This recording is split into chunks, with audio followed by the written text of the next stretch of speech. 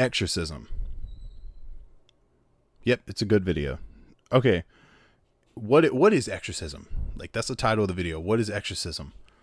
A lot of people are like, demons, blah blah blah blah blah. Demons. What are demons? What is exorcism? In essence, and if you see me look over there, that's because there's a mirror over there, and I'm looking at the phone.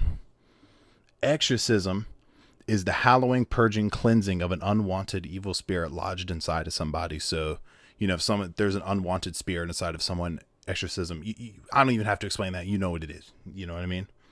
However, I do want to lead by saying I'm not an expert, okay? I can't tell you, what you need to do. I can't tell you, but this is really about demonic influences and traits and all that kind of thing. And I actually was scrolling through the internet, and I found a dude on Facebook, and he was talking about how preachers and people who perform exorcists, they use this passage of the Bible. So it's one chapter. It's chapter 91 of Psalms. So Psalms 91. Let me just read it. Security of one who trusts in the Lord. 91, chapter 91. Verse 1. One who dwells in the shelter of the Most High will lodge in the shadow of the Almighty. Verse 2. I will say to the Lord, my refuge and my fortress, my God in whom I trust. For it is he who rescues you from the net of the trapper and from the deadly plague. He will cover you with his pinions, and under his wings you may take refuge. His faithfulness is a shield and wall. That's verse 5. I'm not going to keep throwing my hands up for this. You will not be afraid of the terror by night, or of the arrow that flies by day, of the plague that stalks in darkness, or of the destruction that devastates at noon. 1,000 may fall at your side and 10,000 at your right hand, but it shall not approach you. So imagine this is you, and the Bible's talking about you're being protected by God. You will only look on with your eyes and see the retaliation against the wicked. For you have made the Lord my refuge, the Most High your dwelling place. No evil will happen to you, nor any plague will come near your tent. For he will give his angels orders concerning you to protect you in all of your ways. On their hands they will lift you up so that you do not strike your foot against a stone. You will walk upon the lion and cobra. You will trample the young lion and the serpent. Because he has loved me, I will save him. I will set him securely on high because he has known my name. This is in quotation. So this is God talking. Because he has loved me, capital M. So God's talking about himself. I will save him. I will set him securely on high because he has known my name. He will call upon me and I will answer him. I will be with him. I will be with him in trouble. I will rescue him and honor him. I will satisfy him with a long life and show him my salvation. Anyone who caught something in this chapter probably got goosebumps because, of verses 11 and 12. For he will give his angels orders concerning you to protect you in all your ways. On their hands they will lift you up so that you do not strike your foot against a stone. Let's rewind back to one of the first videos I did on this channel. Demonic influences and traits. That was the exact verse that Satan threw at Jesus. Psalm 91, 11 through 12. That's the exact same verse he threw at Jesus. He will give his angels orders concerning you so that you do not hurt your foot on a stone. And what he was saying is, jump off the cliff. For the Bible says, he'll give his angels orders concerning you. But that's not what it's talking about. It's talking about trusting in the Lord. But Jesus is saying, if I do that, that's testing me, or that's testing the Lord. So if he jumps, he's testing. He's not trusting. He's testing. God, will you catch me? He's doubting. He's testing. So what I think is interesting is that, what you have to understand is, what is the highlight? I'm just sort of giving commentary today, but what is the highlighting thing in this verse is you have to trust in God. You have to do it.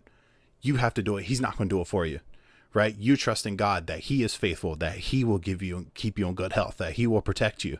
That's the whole thing. It says God is great. God will protect you. God will this, God will do that.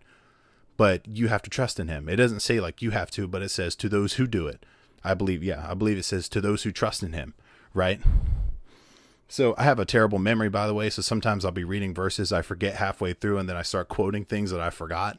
So my memory is kind of bad sometimes. But anyway, the point is I know that what it talks about is God's supremeness. God is faithful. God will not hurt you. God is with you, And so to really stay away from demonic influences and traits and stuff like that, you have to be humble and walk with your God. You have to walk with God humbly and trust him, because you can't trust God unless you're humble. That's really the only way to trust God. You can't trust God and be proud at the same time. It just doesn't work. It really doesn't. You can't be like, God, me and you, we're gonna fight, God. And like, you can't do that. You have to be humble. You have to be willing to trust him. It's like, my wife, I have to be humble. I have to trust her with humility. I can't just be like, oh, my way or the highway, that's pride. Like, you have to do it my way. It has to, I have to trust her. If you say, you know what, baby, if you think this is the way to go, I can do that. If this is what you want, I can do that. Not like I'm going to roll over and, let her do whatever. That's not what it is. You trust. You have to have trust. She has to have trust for me. That's how that works. That's how a relationship with God works. So you stay away from demonic things when you trust in God and you have humility and you look at him with humility and with trust. That's how you stay away from these things. How you get involved in this is by getting involved in it, is by joining the occult. That's how you get involved with these things. Sometimes there was a story in the Bible where a boy got possessed, and it doesn't say how he got possessed. It just says that Jesus came and unpossessed the guy, basically unpossessed the kid. But it doesn't say what happened. It doesn't say how he got that way, but I don't know what happened. But I know if you go into bad things, bad results will follow. I mean, it's cause and effect, but in the spiritual world, we battle not with flesh and blood, but by spiritual powers and stuff like that. That's literally what Kenneth Copeland said, but the way he used it was kind of twisted. You know what I mean? We battle not with spiritual powers. And he's like, the angels, there's demons in the, I didn't even say angels. He just said demons. There's demons in the plane. I ride with demons. Like, whatever, man. I'm not here to rag on Kenneth Copeland, but it's so easy to do that. Talk about demons. Hey, man, Kenneth Copeland, man. I was out the store the other day and I was getting gas and buying, candy, and just Kenneth Copeland was there and he called me a demon, man. Like, it's so easy to talk about people that are a certain way sometimes, but I'm going to refrain from that. Anyway, yeah, I hope you like this video.